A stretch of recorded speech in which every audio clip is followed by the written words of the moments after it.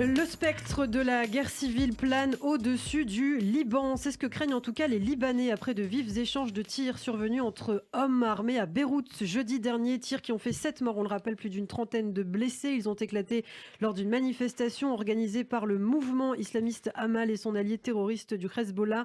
Les deux groupes réclamaient alors le remplacement du juge Tarek Bitar, juge chargé en fait d'enquêter sur l'explosion de août 2020 au port de Beyrouth. Explosion qui avait fait au moins 214 morts et plus de 6500 blessés. Aujourd'hui, la situation est extrêmement difficile au Liban. On en parlait déjà il y a quelques semaines sur Radio J. On va en reparler aujourd'hui puisque c'est important de comprendre pourquoi aussi ces tensions. Et je reviendrai tout à l'heure aussi sur les dernières déclarations d'Hassan Nasrallah. Mais d'abord, donc, retour à l'actualité de la semaine. On aimerait comprendre ce qui s'est passé jeudi dernier, Christophe.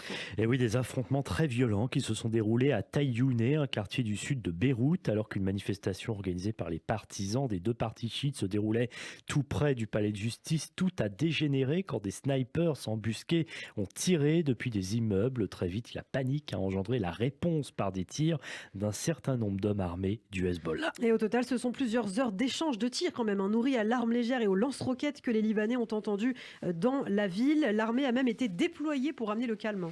Et terrifiés, les habitants du quartier se sont terrés dans leurs appartements à ce moment-là. D'autres ont été évacués des immeubles. 7 morts dénombrés vendredi dans un nouveau bilan. Parmi eux, 5 étaient des membres du Hezbollah et d'Amal. Une mère de 5 enfants, par ailleurs, a malheureusement été tuée chez elle par une balle perdue, comptabilisée par le Hezbollah comme une martyre.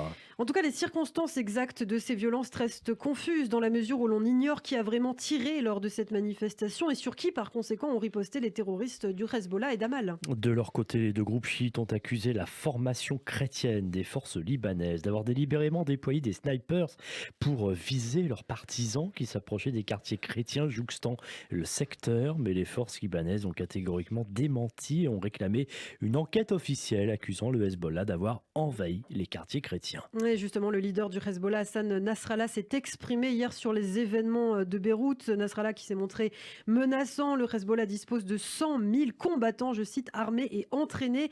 Et Nasrallah qui a accusé le parti chrétien des forces libanaises d'avoir ouvert le feu donc en direction des manifestants. Ne vous laissez pas tenter par une guerre civile. Voilà ce qu'a dit donc le chef du mouvement terroriste. Alors tension très vive entre ces groupes chiites musulmans et les chrétiens du pays. Côté chrétien, Samir Jaja a repoussé ces accusations, a affirmé que ses supporters n'avaient fait que se défendre face aux miliciens, je cite, des mouvements chiites. En tout cas, cette manifestation était bien organisée par le Hezbollah jeudi et le mouvement Amal contre l'instruction du juge Tarek Bitar, discret magistrat chrétien âgé de 47 ans.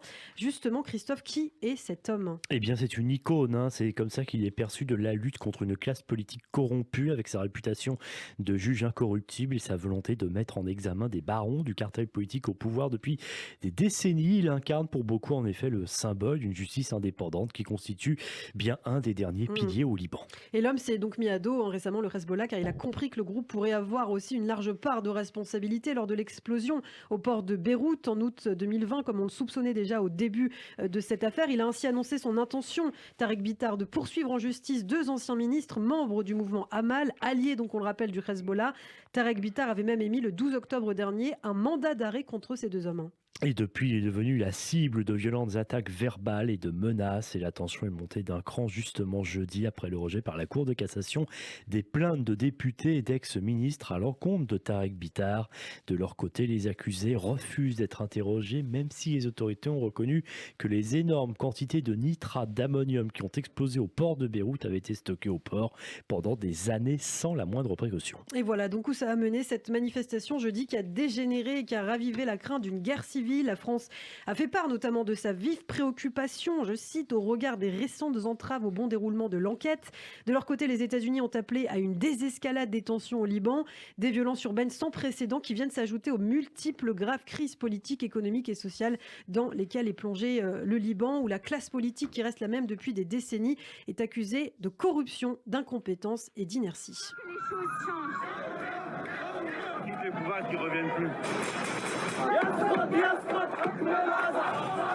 Vous l'entendez, la colère dans les rues du Liban, situation dramatique dans le pays où sévit depuis la fin de l'année 2019 une des pires crises économiques et financières depuis au moins 1850. La devise nationale a perdu presque 95% de sa valeur, faisant sombrer dans la pauvreté ce qui formait autrefois la classe moyenne libanaise. L'inflation et le chômage ont bondi et les personnes qualifiées quittent le pays pour partir à l'étranger, tout simplement en quête d'une vie meilleure. Et on s'en souvient en août dernier de ces images d'un pays à l'arrêt, notamment en raison de la crise de l'essence. Pour rappel, le prix des carburants avait grimpé de près de 70%. Vous voyez ces routes complètement bloquées par des protestataires, ces files interminables qui s'allongeaient devant les stations-service. Les Libanais faisaient face donc à une pénurie d'électricité sans précédent, ainsi qu'à une augmentation drastique du prix des produits de première nécessité dans les supermarchés. Écoutez justement ce témoignage d'une jeune femme libanaise sur le Média Brut. Déjà, il faut essayer de trouver les produits qu'on veut, ça c'est s'ils sont encore là. Et après, il faut voir si on peut les payer, si on peut les acheter. Serviette hygiénique, il vaut maintenant 52 000. C'est comme si vous dire que vous, en France, pour acheter un paquet de serviettes hygiéniques, il faut dépenser plus de 30 euros. On peut même plus se procurer. Les produits les plus basiques, on peut se permettre de les prendre, que ce soit des pâtes, des lentilles, du pain, des légumes. On n'a vraiment plus d'espoir. On sait qu'on n'a plus de jours dans ce pays, malheureusement. On a des familles qui doivent faire un choix. Ce soir, c'est l'aîné qui mange ou le petit. Est-ce que moi, je peux manger? Ma femme ne mange pas. Donc, c'est vraiment en couche. Un terrible témoignage. Le Liban pourrait alors connaître une crise alimentaire puisque les trois piliers du secteur sont fragilisés. La baisse des importations en raison de l'effondrement de la livre libanaise, la difficulté pour les Libanais de se procurer leurs besoins en nourriture, on vient de l'entendre, à cause du recul de leur pouvoir d'achat. Et enfin, la sécurité alimentaire menacée par la pénurie de carburant qui compromet la réfrigération et la conservation. Et si des milliards de dollars d'aide ont été promis au Liban en aide internationale, l'élite politique, elle en lutte pour le pouvoir, s'accuse mutuellement des problèmes connus par le pays et ralentit la progression du Liban. Une situation qui reste très inquiétante. Le pays du Cèdre risque d'être également confronté à de graves pénuries d'eau. Selon la directrice de l'UNICEF, Henrietta Fore, cela concerne 4 millions de personnes. L'eau et son assainissement, les réseaux électriques et les soins de santé sont mis sous pression. C'est ce qu'a en effet récemment déclaré la responsable de l'agence onusienne. Voilà ce qu'on pouvait dire donc sur la situation au Liban, situation qui reste encore extrêmement tendue avec depuis plusieurs années maintenant aussi des tensions religieuses, on le voit, entre musulmans et chrétiens, et on le voit très bien dans le cas du juge Tarek Bitar. On suivra bien évidemment l'évolution de la situation.